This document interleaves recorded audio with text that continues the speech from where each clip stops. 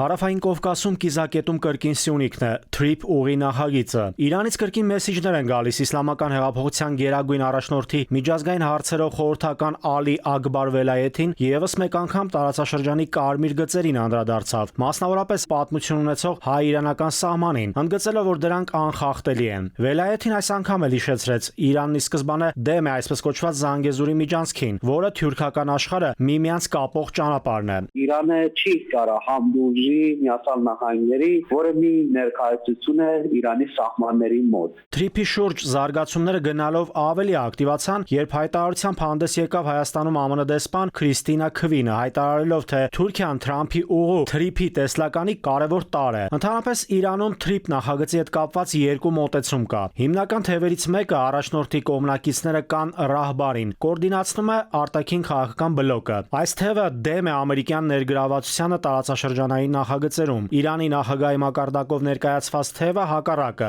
ըստ վերլուծաբանների, կողմ է թրիփ նախագծին։ Սակայն ընդհանուր առմամբ, ըստ քաղաքագետների, Իրանը մտահոգված է թրիփ նախագծի իրականացման ծրագրի առնչությամբ։ Եվ այդ մտահոգությունների փառատման հետ կապված այս բարձրաձայնումը շատ կոնկրետ ուղերձ է հատկապես Հայաստանի Հանրապետության իշխանության, որովհետև անվտանգության ապահովումը ճանապարհի Իրանի համար բացառում է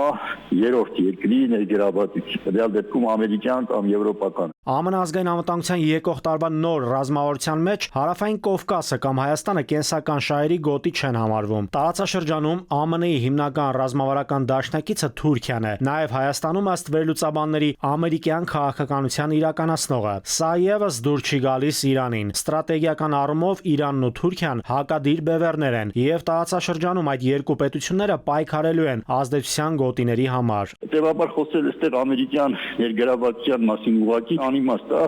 թուրքերի միջոցով եւ թուրքերի հետ փորձելու են այստեղ իրենց քաղաքական որոշակի շահեր պահպանել, բայց ուղղակի անմիջական ներգրավվածություն չեն ունենալու։ Հիմա ըստ քաղաքագետ Բալյանի արևմուտքը թուրքական աշխարհը փորձում են ռուսներին դուրս մղել տարածաշրջանից, եւ եթե Թուրքիան փորձի ամրապնդել իր դիրքերը տարածաշրջանում, Իրանը դրան կհակադրվի։ Իրանի անվտանգությունը, եթե խոսելի եղավ Հայաստանի վրա կազմի, եթե Հայաստանի անվտանգությունը խոսելի եղավ, ինչ-որ խնդիր ունեցավ սահմանների վրա, Իրանի անվտանգությունի խնդիր կլինի։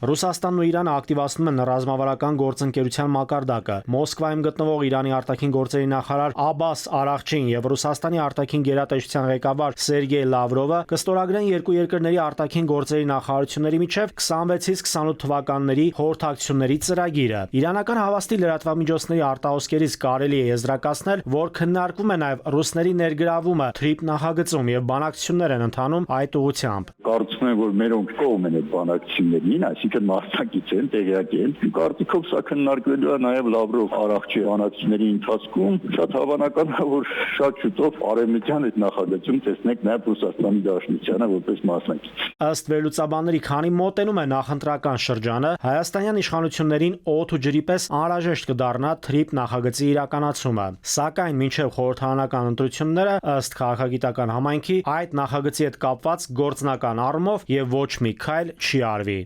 Նաիրի Մուրադյան, ժամը լրատվական։